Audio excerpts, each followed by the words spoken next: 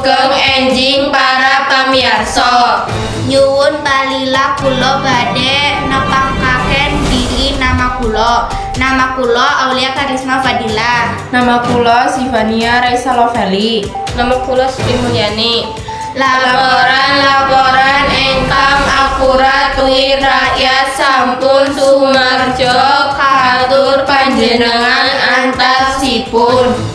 Wonten ing kathah daerah program makanan bergizi gratis utawa MBG sampun kalajengipun malih sawise ngalami pinten-pinten pitakonan.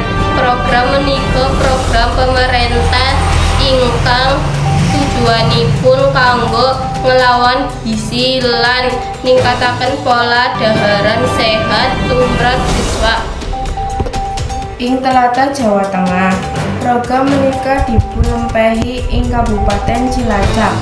Program daharat gratis menika dipunwiwiti malih ing dina Rebo 20 wulan Agustus 2020. Program menika badhe dipunginake kanthi pengekan ingkang luwih sae. Pengadil program menika ingkang katujuaken kanggo ngasilaken daharan ingkang sehat lan migunani kangge siswa dipun dukung kanthi pamarentah kangge nyediakaken dana ingkang cekap.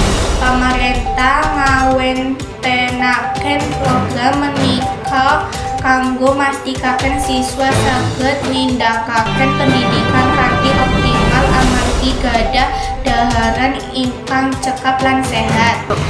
Nyuwun sewu menawi wonten lepat makaten saking kita. Wassalamualaikum warahmatullahi wabarakatuh.